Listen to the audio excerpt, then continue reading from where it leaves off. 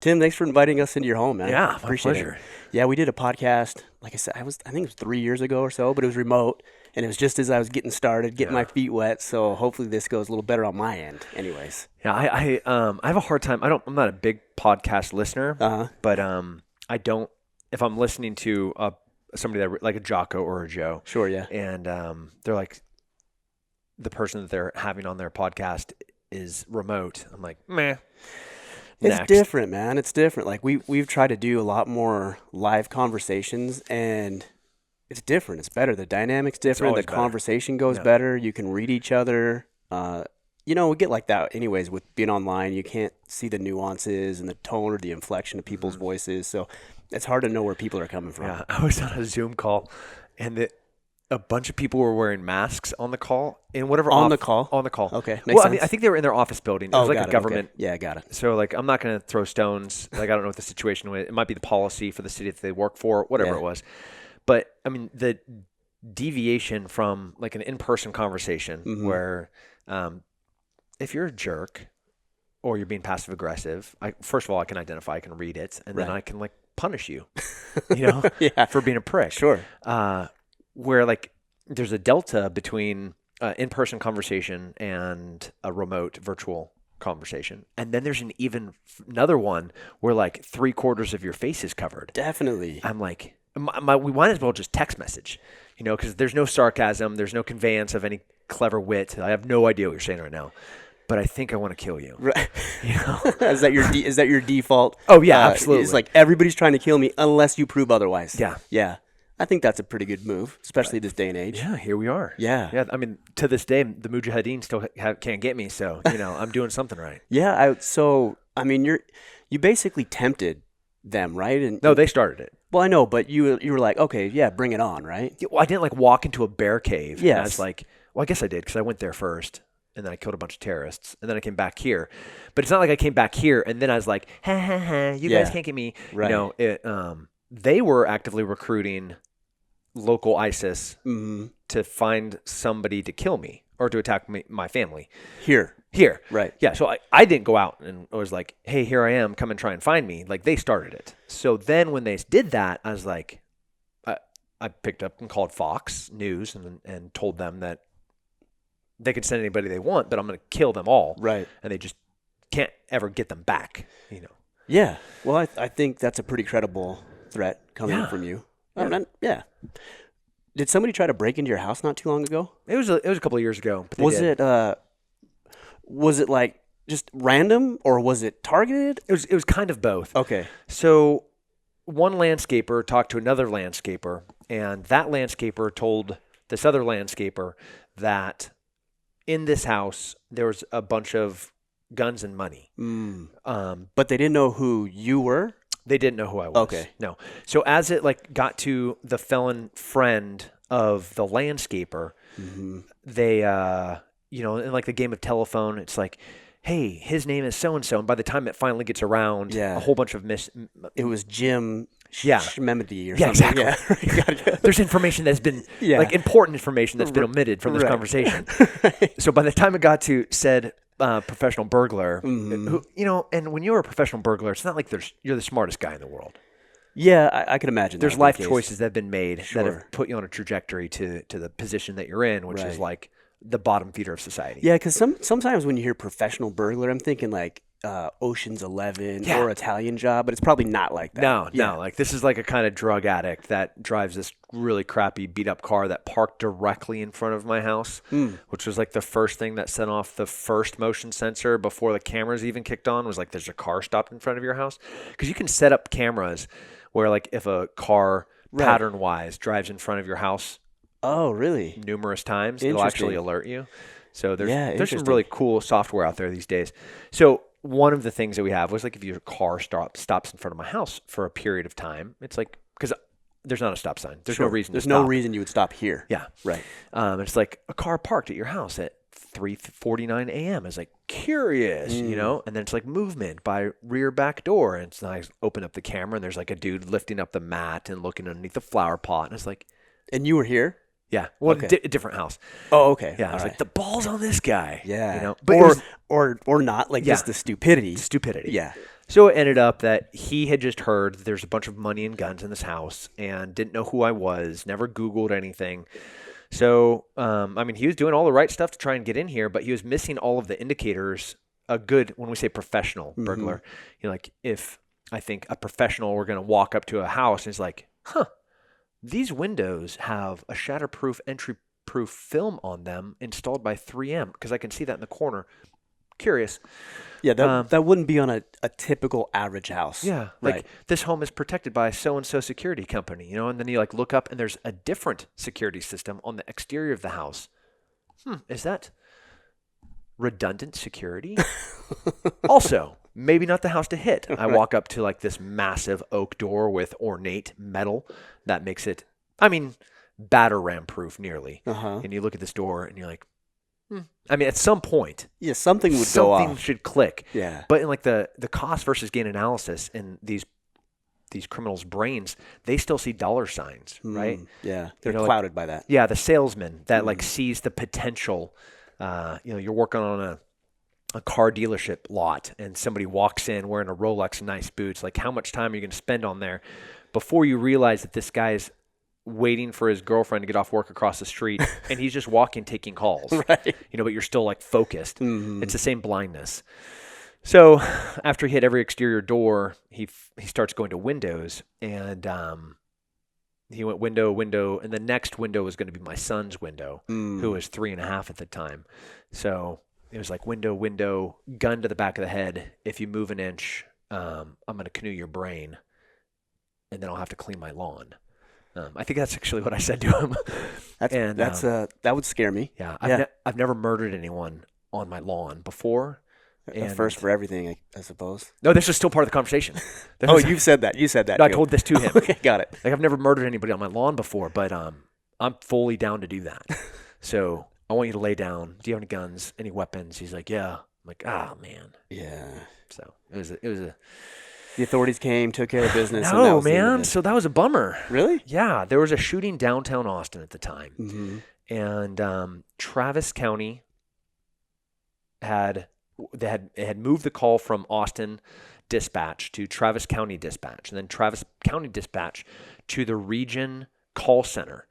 So then I was talking to a Williamson County dispatcher who was putting it back to the call center that was then sending it back to Travis County. Then I was sending back to APD because everybody was overwhelmed kind of at the time. Right. They had this officer-involved shooting. Sure. So like all resources, which I get. Yeah. So it went from there's an armed person trying to break into my home to a trespassing at 3:00 in the morning.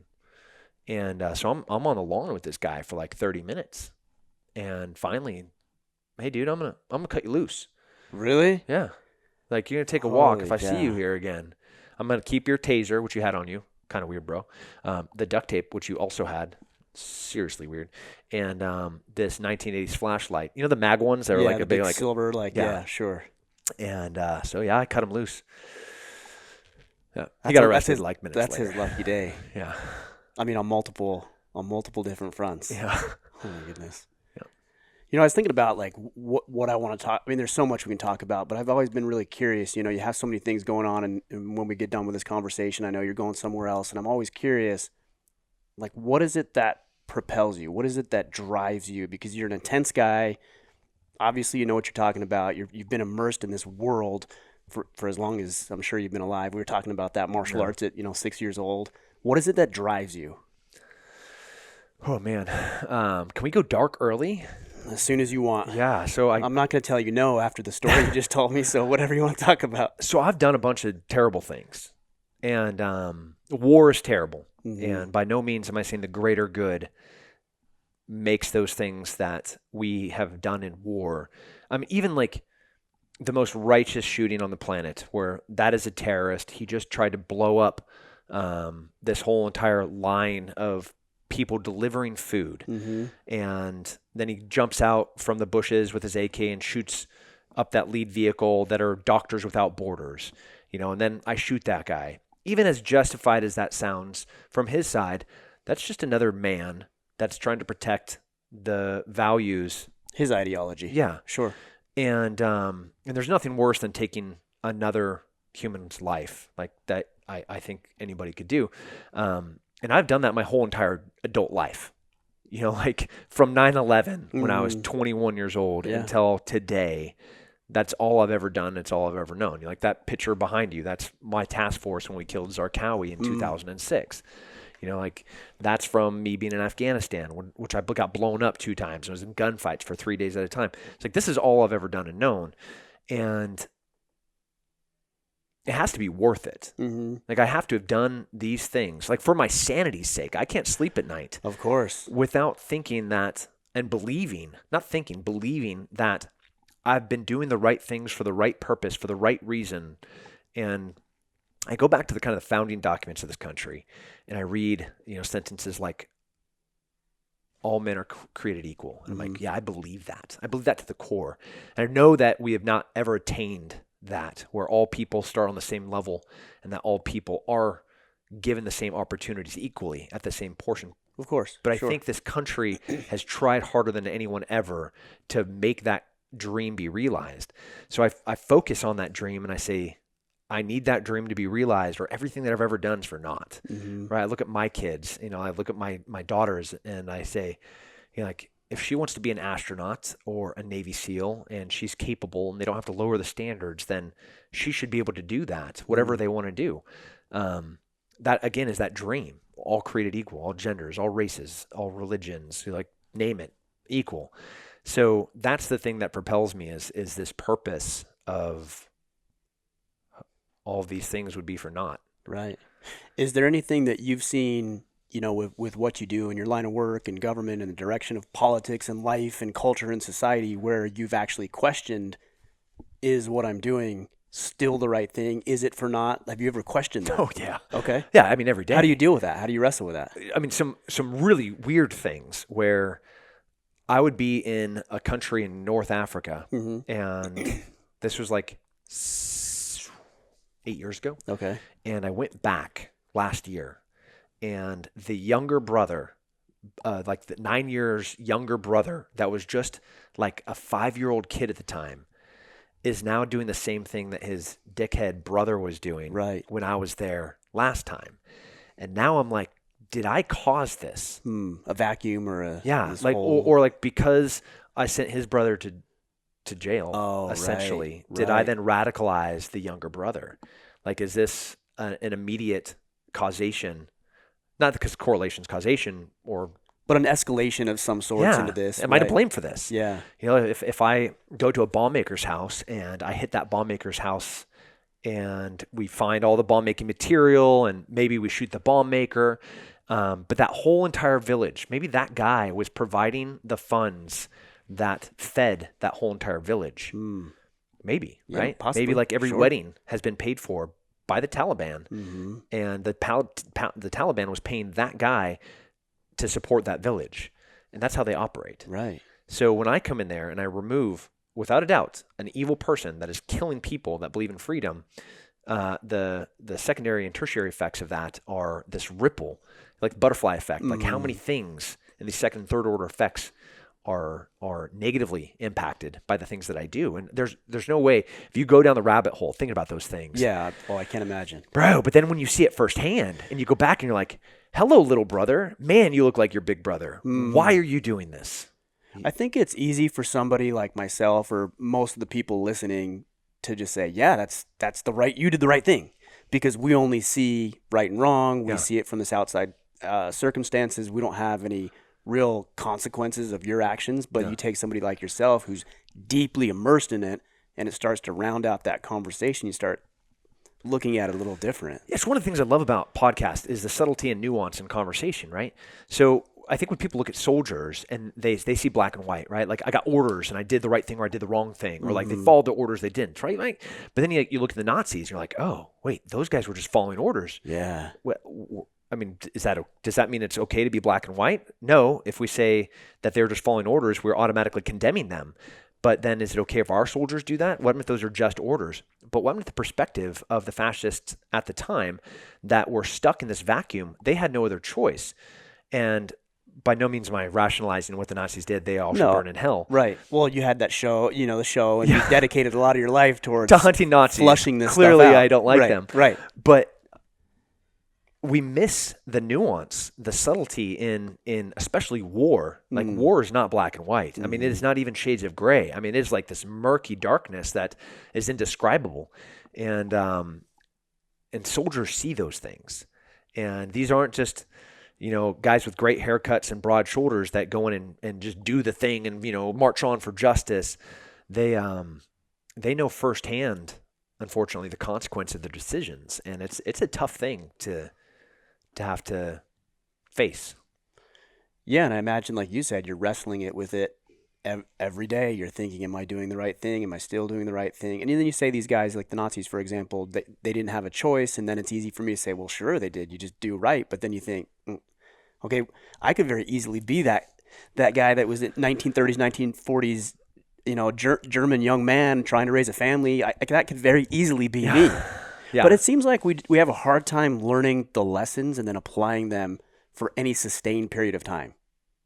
Like we might learn the lessons of war or how dangerous it is or destructive or violent that it is, and we can remember that for a couple of years, and it's like, oh yeah, that's the past. That doesn't apply today. Yeah. I don't know. We're so short-sighted. There's instances where I'll bring up both the Holocaust and I'll get this quizzical look on a Generation Z or a millennial's face. Like the Holocaust, right, where they killed like 12 million people in genocide, specifically about ethnicity. You know what we're talking about here, right? Yeah. Is that like really what happened in like Holland? Are you serious? Yeah, all the time. Oh my goodness. Yeah. Do you think this is part of your? I mean, I know you've got the school going on, or you're starting the school. We talked a little bit about that. I'm really curious about your decision to, because it seems like there's multiple components of it. There might be a school, and then there's a boys component of it, if I understand correctly. Yep. Tell me about that. Is that part of the reasoning why you wanted to get involved this way with education? Yeah. So a Green Beret is a force multiplier.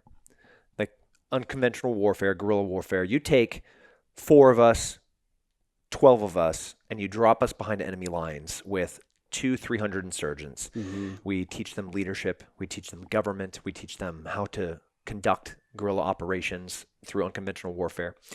And ultimately, that group that we're working with, by their side, with them in their actions, and all success is through their own wishes to see freedom realized. And so we have like the 3 A's: advise, assist, and accompany. So we'll advise them on how to do things. We'll assist them in what they should be doing them. And then we accompany them. Like I'm fighting right beside them as we run in to fight, fascism, socialism, authoritarianism, all of the isms that happen all over the globe. Sure, yeah. And so as a force multiplier, when I was overseas and I was seeing the things that were happening here at home, I'm like, man, could I be more impactful taking the same formula, the thing that I've been trained to do by the government, and do that here, right? Can I go and give the same tools and the same leadership to Americans as I have been abroad? And that realization, like, I think we've been losing the narrative, the battle for what is right, what is just, what is ethical, what does integrity look like? When I look at politicians right now, I know we have been losing on both sides. Sure. Like I'm like, left side, bunch of idiots. Right side, bunch of idiots. In the middle, there's nobody there. So how do we start? Like if the Titanic was heading towards that iceberg, how early did they just have to change the heading one degree? Just one little small degree. And they would have missed the whole entire thing. But they would have had to start it early enough, right? Sure. And I think I believe education's been failing us. We are not preparing the next generation for what's coming. And so you got to get them early. You got to start young. So as a force multiplier, the school and the Young Men's Mentoring Program both fall under Apogee. So Apogee Cedar Park is going to be the school, the physical school that I'm opening here. And that'll be here. Okay. Yeah. Right. I mean, 3 miles from where we're sitting right now. Awesome. And I mean, big, massive building, it'll be entry-proof windows and it's going to be so cool. I've got like Green Berets sitting around desks as like these learners, these heroes are taking their education into their own hands. There's no teachers in this building. Right. I was talking with Matt and he was telling me a little bit about that, but explain the way that the learning is done. You got any lawyers in your family? Yes, I do. Okay. Yeah. So most law schools do Socratic education. Okay. So there's a question that's posed, and that question, when you go to answer that question, you answer that question with another question. Right. If in law, if I ask a question that is directing towards an answer, that's leading a witness, right? So you have to be able to ask questions, but you have to have incredible understanding of the topic. There has to be a destination that you're trying to navigate towards, right? That you have to guide. Right. So Which is kind of like the podcast, right? It's like, okay, here's what I want to talk about, but I'm asking questions to get there. So the role of in most people's minds, the teachers or the educators, they're guides. So what we're doing is I'm taking masters of a craft. I mean, people, true professionals whether it's I don't want an academic that went to school for engineering and then has taught engineering. I want somebody that built a bridge and knows how to weld. Right. Come in here and show us if this pod, the studio of 6 to 8 year olds want to put a new monkey bar on our playscape out there, and they are going to do it themselves. You can't teach them. You can't tell them what to do. You can only guide them to figure it out. And how to so like from how strong, what kind of metal are we going to be using? How long are the monkey bars? Structurally, what are the connectors? Like insurance-wise, liability-wise, all of these things, 6-year-olds are going to figure out. That's cool. But not once is that engineer going to go in there and be like, this is what you do. Let me give you he's going to have to guide them. He's going to have to show them formulas about how to work the mechanical engineering of structural strength, right? Shock load compared to hanging weight, like all of those things that a normal engineer would know. Sure. But very few of them have ever got the opportunity to apply it. So now we're going to have 6 and 8 year olds applying it. That's it. And then is the idea that it's going to replace your formal education? Is that the idea, or is it supplementary to? Okay. No, there's no doubt. I'm not arguing that this is a better form of education. This disruptive approach through the Socratic approach gives the opportunity for hunger, for exploration. Like everything that a kid harnesses and wanting to learn. As a child, just playing, 100%. We're going to play all day long. And when you sit somebody down behind a desk and you lecture them for 6 hours, you are stifling and you're silencing that thing. I don't know what that thing is, but it's a yearning. I remember it. And I remember being duct taped to chairs. I was duct taped to benches, belted to benches to do homework and to sit into class. I got spanked in my kindergarten year like a half a dozen times. Yeah. For being five. Being a 5-year-old boy. Right. Where instead you could have harnessed that energy and been like, oh, let's go explore. Let's go play. Let's go create. Let's go build. Let's destroy. And so even on standardized testing, and we have been doing this, when I say we, a bunch of different schools from Montessori to Acton, all of them have taken different variations of the similar approach. All of them perform. I'm not talking like a little bit better on standardized testing.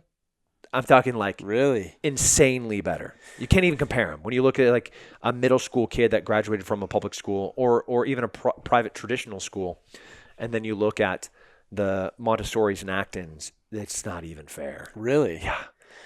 Kids launching businesses at 15, full-blown entrepreneurs going to the city being like, I need a business license. Like, you're 15. Like, and that changes what? Right. That's your problem. That's not my problem. Right. Well, you're not old enough to sign it. Like, again, that's a you problem. That's not a me problem. I have legitimate business, and here's actually my P&L that I've done for the past 2 years since I'm 13. Yeah, that's But now I'm interesting. 15, and I'd like to go official. That's interesting. You said before we hit record, you were saying, you're dealing with some of the red tape and all the bureaucracy and everything you're dealing with. So talk to me about that component. And I said, I'm like, look, I don't think the school system wants you to be doing this. No. So talk to me about that. Well, government doesn't want small business. They don't. first and foremost. When they look at the Amazons and the Walmarts and the Home Depots, and they're like, do you know what we're going to do? We're going to shut down every small shop on the planet. But you guys. And we're also going to incentivize success for you and then penalize them.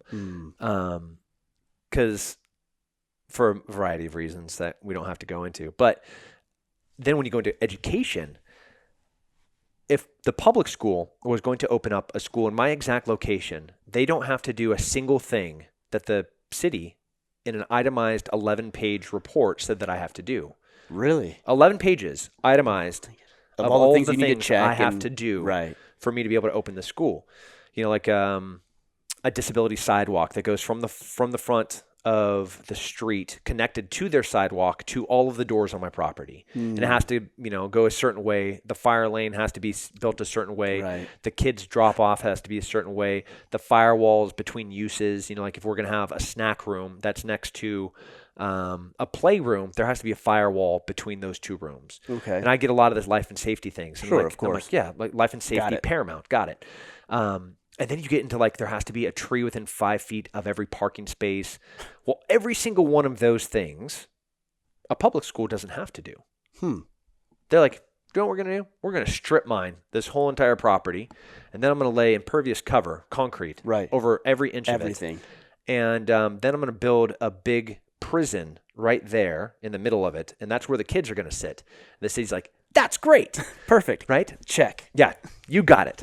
But Tim Kennedy, you want to open up a private school that's disruptive education, that's a Socratic approach to teaching? So... But why? Why is that a problem, though? Why do you think that's the issue? They don't want you to control. Do that. I mean, everything about bureaucracy is about control. And the more government that there is, the more bureaucracy that there is, the more difficult it is for anything to ever get done. You ever watch Parks and Rec? Yeah, sure. Love that show. Yeah, it's a great show. Yeah. Ron's kind of like my spirit animal. Ron's amazing. That guy, I want to be that But guy. Ron personifies what's wrong with government. How so? So he would sit there and be like, I'm not going to do anything.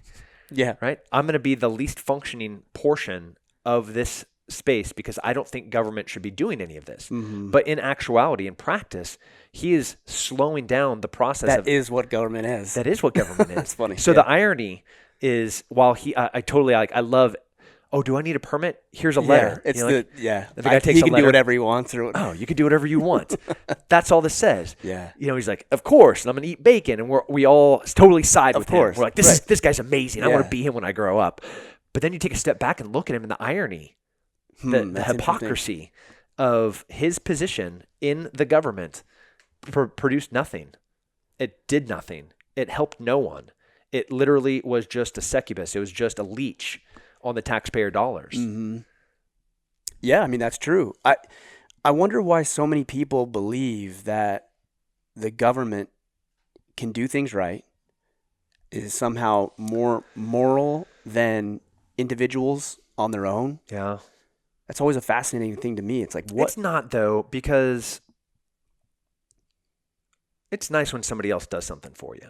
Sure, of course. And there's a fear of failure in doing something yourself. And when I have somebody that can stand in front of me that I can vote for, and that person says that they're going to give me free education and free health care, and they're going to give me a $1,600 stipend a month. When I look at my life, I'm like, man, I'd like to go to school for free. Like, my education was really expensive, as was my wife's, her student loan that it took us years to pay off when we first got married. And are they going to pay me back for that, by the way? I don't know. I don't think so. Yeah, I don't think that's going to happen. All right. Yeah. Since everybody else is going to get it, we'll go ahead and apply that retroactively. I don't think that's going to happen. Okay. The fear, the same thing about like launching a business when you're sitting at a 9-to-5 and it's stealing your soul away. You're like, I could do this so much better than this big corporation that I work for. But why don't you step off and do it? What if you know you could do it better for the customer? You could provide a better service. You could provide maybe even a better income for your family. Like, why don't you? Yeah, it's the fear. I mean, what if it goes wrong? I don't have a steady paycheck. Yeah. I've got a bunch of risks that my employee is now covering that I don't have to deal with. Yeah. And until you've been on the receiving end of the government failing you, you don't know firsthand. All you see is promises. You see hope. And hope's not a plan, and promises that never come to fruition are, I mean, Well, they're not promises. they're, It's just lies, really. yeah, Is what that would be. yeah. Yeah. And the military, I think, is uniquely positioned. And I wish people would, especially vets that have to deal with the VA. I wish when you talk about free healthcare, I wish every person that wanted to go and vote for free healthcare would go and talk to somebody that gets free healthcare from the government. Yeah. Well, I can tell you, even personally, I have my VA benefits, but I go to a private practice physician. Yeah. Because I pay to do that because it's better than what I would have to go through to It's jump through all horrible. It's horrible. It's horrible. It is. Agreed. Yeah. I'm in like a 2-year process Right. of just like figuring out what happened when I got blown up 12 years ago. I'm like, Yeah. And then trying to get benefits for that and make sure you're taken care of physically and mentally, and it's a nightmare. yeah, Yeah. it is a night. Like, and we don't say nightmare like, oh, it's a lot of scheduling problems and kind of an inconvenience. Like, it's a nightmare. Mm-hmm. Go do a sleep study at the VA. Yeah, I've never done that. I don't want. That doesn't sound even remotely pleasurable at all, or even just survivable. Yeah. So, one of the things I've heard you say in the past, talking about the military, is how much we're struggling to find young men who are qualified, which is really interesting because when I joined the military when I was 18, so that would have been 99. I mean, what do you have to do, like 10 or 15 push-ups or something, and run a mile in maybe like 15 minutes? The bar was so low, and I don't know, frankly, I don't know what it is right now, but it can't be any higher. It's not higher. It seems so strange to me that we're having a hard time finding qualified soldiers and warriors for different branches. So are we join more the obese military. or less obese than we were in 1999? More, sure. Okay. Are there more instances of diabetes, especially childhood diabetes in 99 or currently in 2021? I imagine there are now. There are Yeah. absolutely more. Do you think that academically we are having kids that are performing better or worse than we were in 1999? I'm sad to say that probably worse. Do you think that there's more participation in sports per capita in 1999 or 2001? More 2021. More years ago. Correct. Yeah, Right. those are all accurate assumptions. Right. So schools are swelling. We have more kids in school, but fewer and fewer of them are actually playing sports. We have more kids in school, but fewer and fewer of them are taking the extracurricular classes or the college AP courses, preparing them for life. The percentage of those are staggeringly declining. So on a recruiter's office, also the perception of the military, we've been at war for 20 years. And in 1999, pre-war, we're like, Panama, Grenada. Those were like a weekend, right? That's all we had to gauge off. That's all there was. Sure. In 30 years, that was all the conflict that we had. Little things, but nothing big. Kosovo. Sure. But now, imagine being a 15-year-old and you at 15 in 1994. You're looking there and be like, man, it's been a pretty cool year. Like I can go to school. They're going to pay for my college. I'm going to get a salary. I'm going to come out and I'm going to be able to go and into this great job that they're going to set me up for. Now they're like, they see veterans walking around without limbs, right? And they see all of the different movies from SEAL Team 6 on whatever network that is, or like, Getting Bin Laden, or whatever movie is dropping this week where, Chris Pine or Chris Hemsworth or whatever the other Chris's are yet again another badass soldier. Yeah, of course. And getting shot up and blown up, and that's reality. And that is a tough reality to be like. So from a recruiting perspective, they have less eligible kids because they're fatter. Right. They're not as smart. Yep. And then they have less interest. They have less interest because they're looking at this occupation and being like, yikes. Yeah, well, I don't want to do that. That looks dangerous. Right. Like, even if I just drive a truck. I'm just happy with PS5, doing it on PS5, Call of Duty or whatever. All right? day long. Yeah. Yeah, so we're struggling. Is that part of your? So you've got the school that you're going to do, and then you've got Apogee Cedar Park. Apogee. So then you've got the separate component, which is the boys. Apogee Strong. And so is that? Do you see that being a recruitment source? Is that why you're doing it? Like, how does that blend It's not together? recruitment. What I know we'll find, and this is by no means the motivation, like our drive is not to like go recruit. Sure, right. I have zero interest in that. If not one single boy that is an Apogee Strong, and Apogee Strong, I'll define that first. It's a online mentor program that takes a bunch of successful entrepreneurs and businessmen and soldiers from the special operations community. These guys like Sergeant Major Matt Smith. He spent 25 years as a Green Beret working for the most special elite units on the planet, even outside of the Green Berets, like even like really cooler specialized ones. And Jeff Teagues, who is a Delta Force Squadron commander, and myself and Justin Lakin, and Matt Bordeaux, as you know, a great friend and educator. So these men mentor this next generation. And some of those things are easy, like how to change a tire or how to balance a checkbook. We say easy, and it is easy, but it's increasingly less common that these young men even know how to, like you said, change a tire. Yeah. Wait, how does this work now? Yeah. Crazy. It is crazy. It's crazy. But it's real. And the initial goal was, hey, we're going to be doing these boys in high school ages. We're having young men, and God bless them, that they are, by young men, I'm talking like 20-year-olds and 30-year-olds that are signing up for the mentor program. Really? Because they know, and again, credit to them, because they're self-aware enough to recognize that they're missing some, I don't say manly components, because that's not what it is. We're just trying to give them the tools to succeed in real life. Not in academic life, not in like make-believe life, not in like video game life, but in real life. And so that's what Apogee Strong is, and it's a mentor program for boys, high school years up into 30. Yeah. And if they go into the military and they become great leaders, and they go to West Point or the Naval Academy or the Air Force Academy, amazing. Great, sure. Fantastic.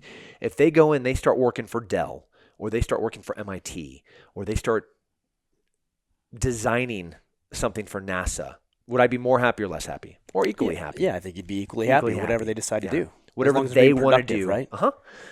Their dreams being realized. Yeah, you know what's funny is you're talking about these young men who at least have the awareness to try to find some help to get these skills. I actually have a lot of women who listen to the podcast, and they're raising boys on their own. Dad's not around, he's out of the picture, and I'm amazed at how often I get messages from women who say, I really like what you're doing because I've got 3 boys at home and dad's not around and I don't know what to do with these boys. Like these young men need this outlet and multiple outlets to be able to get these skills and mindsets that they're just not going to learn anywhere else. It's just not available to them. Yeah. They have to do it. Before I went into the military, my dream was to be a profiler for the FBI. Oh, really? Yeah, I want to be Clarence Starling from Silence of the Lambs. That was my dream. So I spent tons of time, like my undergraduate and then starting graduate school was into forensic psychology. That's what I wanted to do.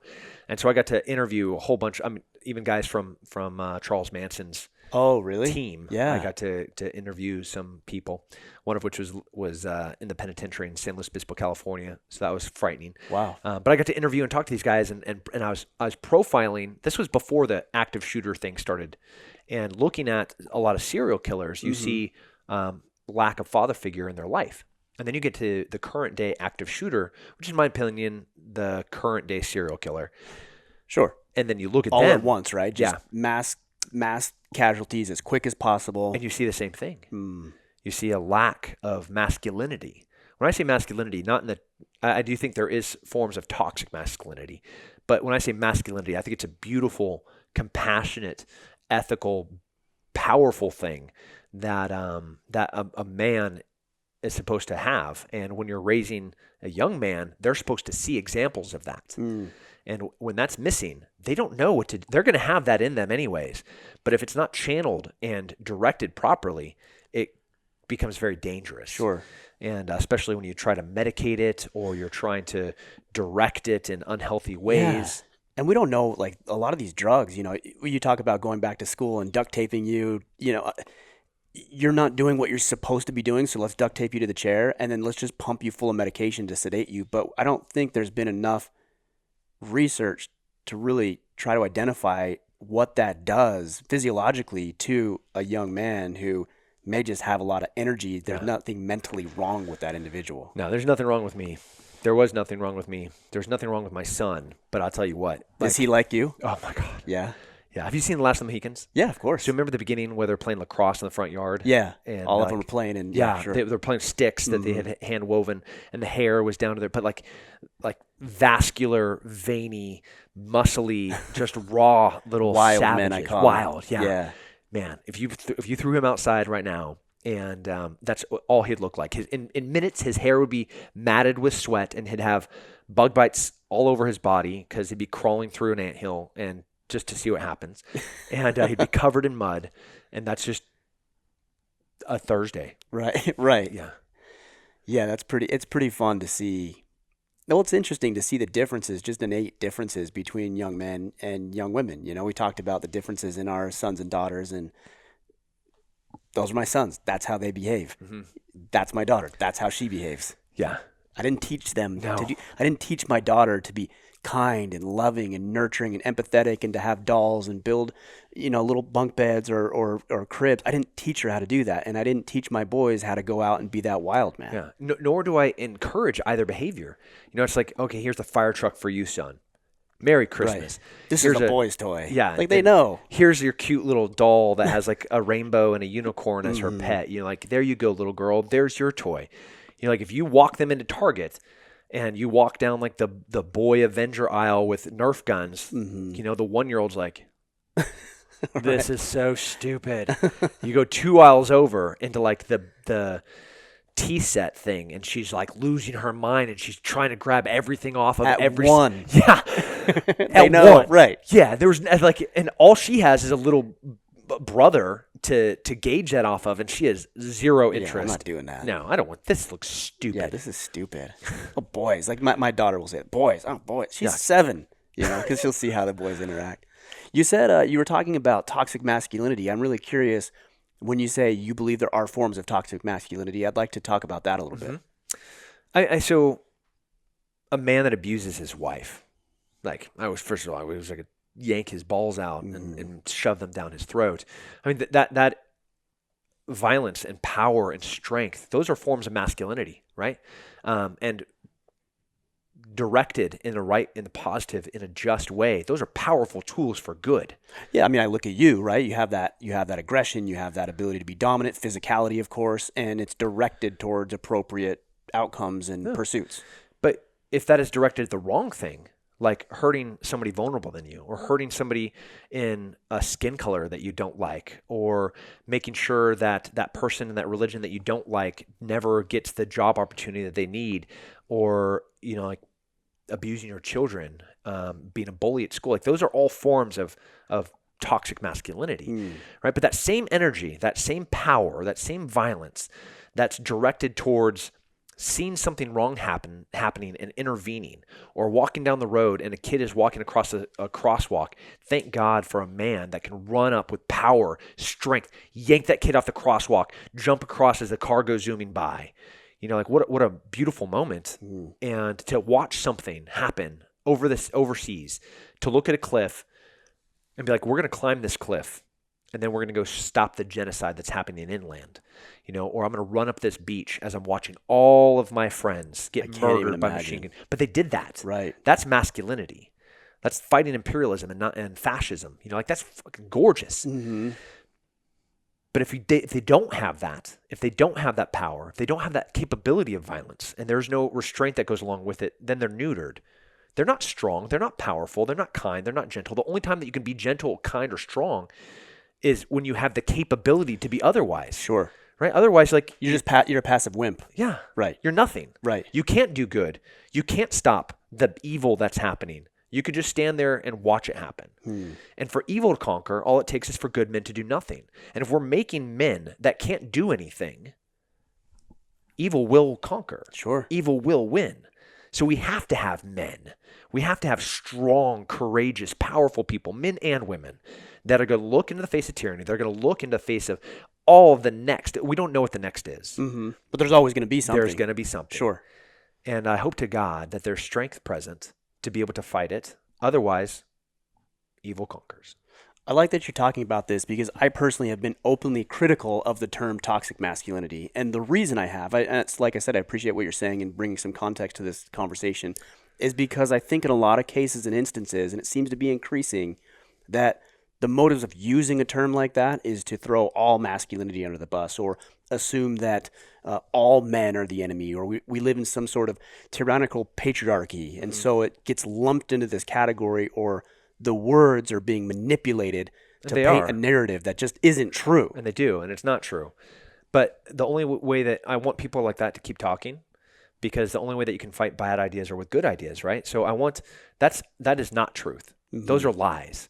Those are lies that are being perpetuated on news networks and tweeting by some, moms against blah, blah, blah, whatever. Right. And they're using every single forum, every single route to get those lies out there. But the only way that you can combat lies are with truth.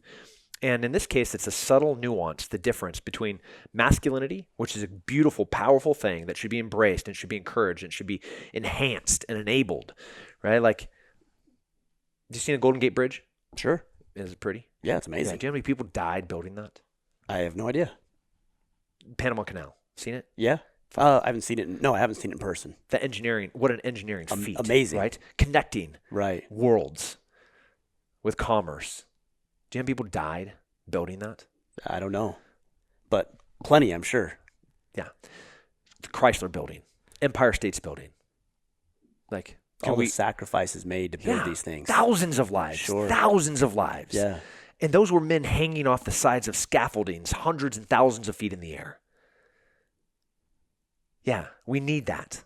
Yeah, it's pretty We need incredible. a man to climb a cliff. We need a man to run up a beach. Just like we need a woman to love and with caring and kindness, nurture that man to do that. Femininity, as beautiful. Of course. As important. As necessary. And there are strong, powerful women that are destined to lead countries. And I've worked for some women like that, and I've loved working for them. The way that they're a truly brilliant woman leader, the way that their mind works, so different than mine. And I'm like, I would have never thought of that. Yeah. So cool. Yeah. Yes, I can't. Yes, ma'am. I'll take care of this right away. That's interesting. You did say something, and you said it really briefly in passing, but I really appreciate what you said earlier when we were talking about military service. You said, as long as the standard isn't reduced. That's where I have a little bit of fear of that. Is because it's not fear. That's happened. Well, and I'm not saying that I don't think it will happen. I'm saying that is happened. When I say fear, what I'm saying is that's my concern, is that the standard is lowered based on gender. It's like, if I'm in a firefight or in a burning building, for example, I don't care if it's a man or a woman who rescues me. I just want them to be able to be capable of doing so. Yeah. And when the standard is reduced, that's not as likely to happen. No, it's not. But there are different assets that everybody brings to the table, right? Everybody has different assets and liabilities. And if I'm looking at Special Forces ODA, and I have 12 people in there, and we're going to bring a girl in there, does she need to be able to lift as much weight as me? No, probably not, if depending on the situation. Not, right? Sure. Should she? I think all standards should be the same, but she brings assets that I don't bring to the table. She can go places and do things and communicate in ways that I can't. Right? Like, you send her and I into a bar, and I need to, honeypot you for some information. I could spend it's not going to happen. I'm sorry, Tim. It's just not going to happen. No, but you look really good today. So are you originally from this area? Yeah. No, are you going to be in town long? No, not interested? No. Okay, fine. No, screw off, right? Yeah, of course. Yeah, but like 2 minutes and she's done. No doubt. I got it. All right, he lives here. This is what he does. Here's his pattern of life. Let's go do this. Yeah, no doubt. You got a black bag? Yes, I do. You got a minivan? Yes, I do. This is going to be fun. But standards have to remain the same, because if you lower them, it not only devalues the accomplishment of that girl making it to the team. Sure, of course. But it also weakens the collective ability of that unit. And when you look at military forces that have had combined gender units, both female, male and female, we'll use Israel specifically. So in like the metal tasks, the things that they have to do for that unit that they consider must accomplish tasks. Minimum required, you got to do this. Yep. Okay. This is an essential task list, mission essential task list. So they gauged all three different categories: all women group, all men group, and men and women group. So men, by far, under the metal tasks, were able to accomplish these things at the highest rate of success. Got it. The next group was the women only. And then the third and lowest performing was the men and women. Interesting. It is interesting. A lot of cool things happening there. There's a lot of reasons for both, but if all that matters is success and lethality for a unit, why do the other two groups matter or exist? Well, I think it's to make people feel good. That doesn't exist in my world. That's the dumbest thing ever. It is, but I'm just saying, I think that's the reason we implement these things. That is why we do it. We don't want people to feel bad, or we don't want people to be left out, or we don't want this person to feel inferior, and that's why I think we incorporate some of these things. Cool. But that isn't the purpose of the mission. It's not. Yeah. To me, all I see in the future, like I'm not a fortune teller.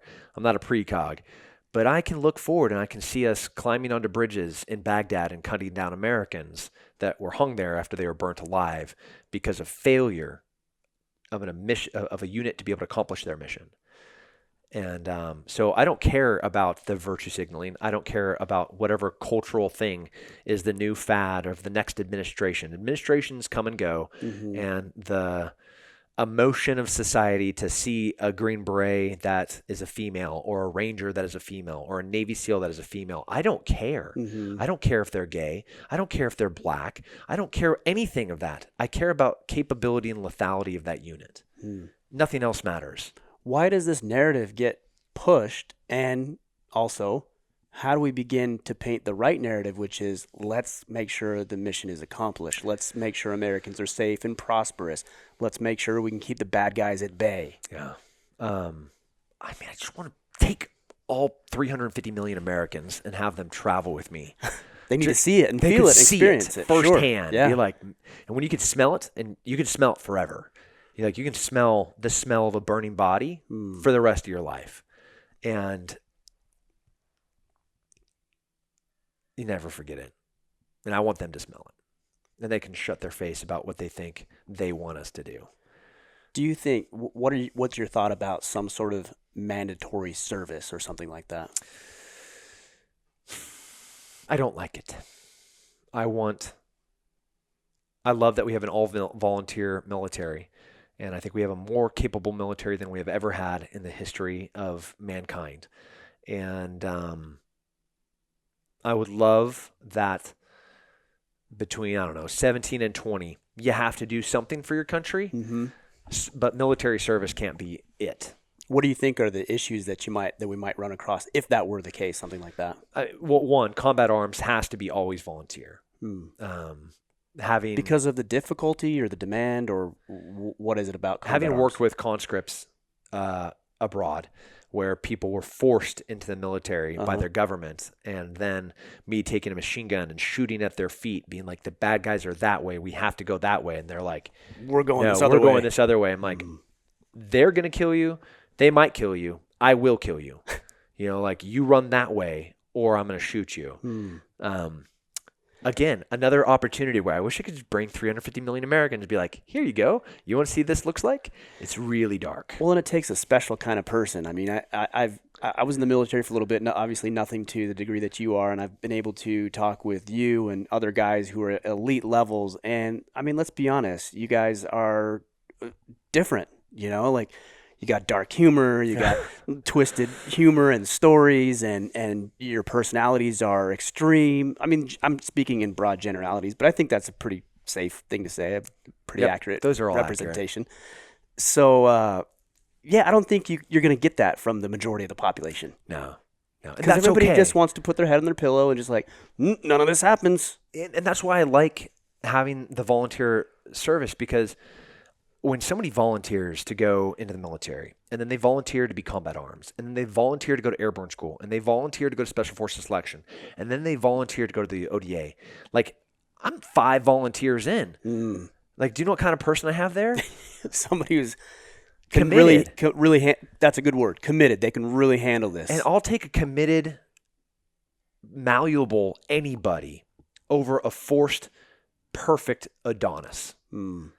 Like if I have the drive and the will to see something to the end, especially to that degree, but then you're like, you could hand me that kind of fat, and this never happens because by that point that person's already a shaped, Hercules looking person. Of course. But that person that has the thing in here, what was that? It was Captain America. Remember, they took the weak. Right.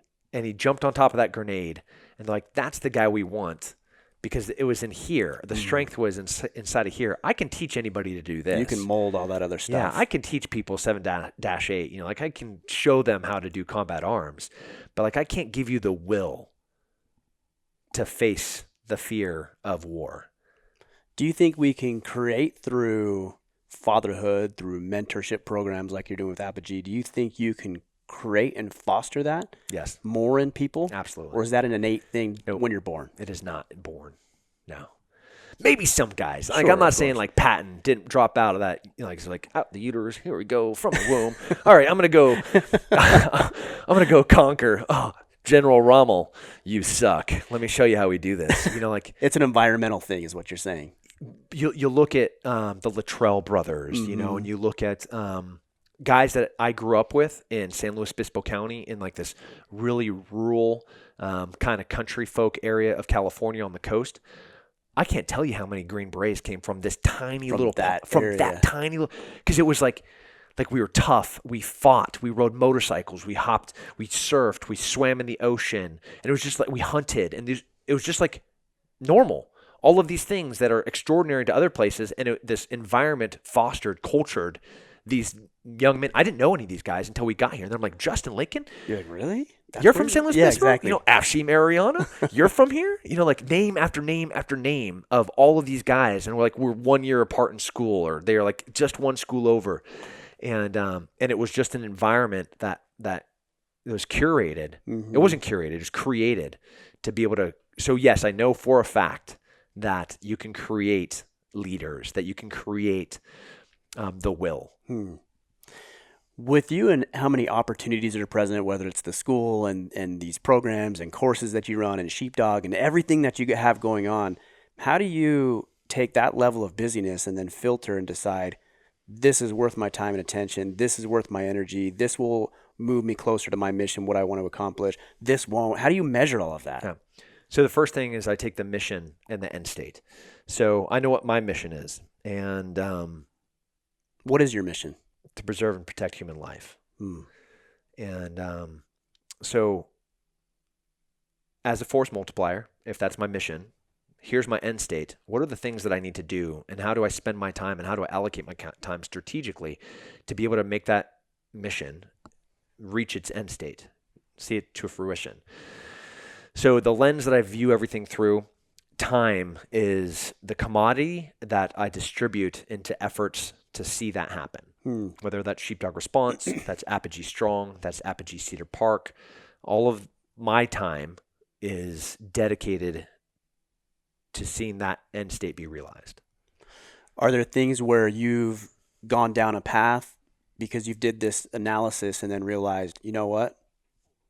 I got to back out from that because that's not actually going to be the best use of my time? For sure. And how do you make those decisions, and how quickly, or how much time and effort do you try to revitalize them? And you know what I'm saying? Yeah. Like, how do you decide on that? Yeah. So even in the military, we have failure lines where like if we have not accomplished this thing at this point, the cost is going to be too much for us to try. And again, the Titanic, when you look at that iceberg in front of you and it's right there, and you're like, turn the ship, hard to port. You know, like, Yeah. it's too late. Right. You're still done. going to hit it. Yeah, right? you're done. So that point, if you just use that metaphor, if we look at the ocean, at what point, even dedicating 100% of time and commitment at this line, I'm still going to hit that iceberg. It's still not going to generate the result that I need. Okay, I'm going to move that line further. So then mentally, this is where my line is. Okay. And if at this threshold, this amount of the commodity of time I'm dedicating and I can't dedicate more, doesn't give me the end result, I have to abandon. Do you feel like when that situation arises that you failed, and then how does that impact you psychologically? Yeah, I failed this morning. I was doing cardio and I failed. I was trying to do this 5,000 meters staying in a green heart rate, so 79% of my maximum heart rate. Right. And I was trying to do it in a sub 2 minute. So if you go into the yellow, 81%, you're failing. Right. It's done because that's not your objective. My objective was to stay at 79% or lower. So in that 5,000 meters, I had 20 minutes to do it. Mm-hmm. Well, it took me 20 minutes and 38 seconds, and I was right at that 78, 79, 90% of the time, but I hit yellow twice. So, man, mission fail. Sure. I'm going to do it better next time. There's nothing wrong with failure. Failure provides an opportunity for growth. So even we'll use exercise again. Like if I go, I just destroyed this knee. Mm-hmm. I've seen that. Yeah. Kind of bummer. I was going to say we should get a roll in, but I'm like, no, I think he injured himself. So. We're still good to roll. Oh, yeah. I wish I would have known that. I should have known that actually. Yeah, like I'll still roll. Yeah. So I'm like setting new goals. Bench press. I've never done bench press in my life. I have no idea what my bench press is. So, okay, I want to have like a 325 bench press. So I did a 5 rep max last week, and I jumped up a weight, and then I failed. I was like, that sucked. I was at whatever 355, 365 for a 5 RM, and then I did it today. A little humble brag. Yeah. But if I failed last week, could I have, if I didn't fail last week, would I have been able to accomplish it today? No, of course not. No. So what's wrong with failure? Well, let me throw this out there because in this instance, that impacts you, right? Mm-hmm. I guess indirectly would affect other people because you're worried about being strong and your mission. I think where people get hung up with failure is if you let other people down. Like I don't put food on the table, or going back to our earlier conversation about starting a business. Yeah. If I leave, my wife and children are depending on me. Yeah. And there's some instances where actually failure is not an option. Yeah. So I have 7 profitable, successful businesses right now. Do you not think I've failed at business? Yeah, of course you have. Yeah, absolutely. I'm sure. I have. Yeah, right? I'm sure. Like catastrophically humiliated myself and my incredibly brilliant wife, who's like, really? You're going to do what again with this money? I was like, oh, it's going to work. This time. And so. Why does she believe in you? That that's in there. Like if I wasn't a 220-pound hairy troll ogre that, you're going to blow up and even with a busted knee, you and your 19 friends are going to have one hell of a fight on your hands. You're going to try to put me in the dirt, because like there's not a quit inside of here. She sees that. She knows that. Yeah. She's like, think about me coming home from fights, UFC main event fights. I can't imagine that. Eyes swollen closed. I can't even move my hands because they're so swollen after hitting Bisbing for 25 minutes, 300 and something times, and or blowing my knee out and having my eye swollen closed, and after fighting Yoel Romero. And she's like, do you want me to get you some Tylenol or like a bottle of bourbon, Yeah, something, anything. Like, no, I want to feel every moment of this pain. Is that the right word? You like it or what? I need to know it and I need to remember it. So it pushes you to do something different next time? Like, I don't want to forget about failure. I don't want to dilute the pain of failure and, or even worse, like try to drink it away or take pills and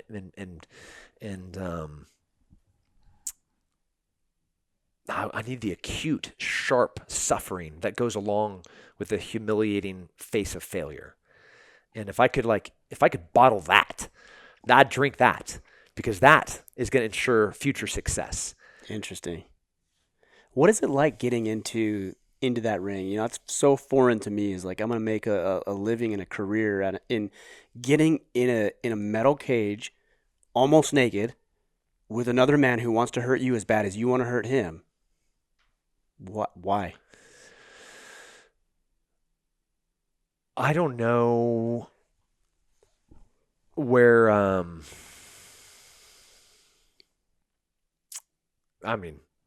I want to know where I fail. Am I the best? Am I not the best? Am I the strongest? Am I not the strongest? Am I the fastest? Am I not the fastest? These are questions that have been asked in mankind since the beginning of mankind. Of course, that's why we compete. Yeah. Yeah. Like, why wouldn't we? And because of that competition, some of the greatest accomplishments in mankind, the arms race, as horrible as it was, it's pretty cool. Got us the MRI, Do you think that our ability to record as we're doing right now, where did that come from? Right. Yeah. All of Yeah. these things would It have came been from greatly war. diminished. Yeah, of course. And radio communication and sonar, all of that came from competition, man competition to see who and what is going to be the predominant successful ideology. So as simple as it is of who is the fastest person or who has the greatest ideas or what country's the greatest, Greeks, Romans, Genghis Khan, here we are with an ever-improving society, and we wouldn't have that with competition. That's interesting. On the individual and the collective. Yeah, for sure. Yeah. Well, Tim, this has been fascinating. Fun. Yeah, for sure. I love asking these questions. I mean, when I started this 6 years ago, just my desire to like sit down with guys like you and have these conversations and figure out what makes you tick. The whole goal is to make me and the people listening better. So you certainly give us a lot to think about. I got a lot to think about. We all do. We need to think a little bit more and act a little bit more too. Yeah, for sure. All right, Tim, I know you're busy. You're about to travel here, so we'll wrap it up. But again, thanks for the invite into your home. Thanks for sitting down with us. Appreciate you, Yeah, man. my pleasure, man. All right. Take care.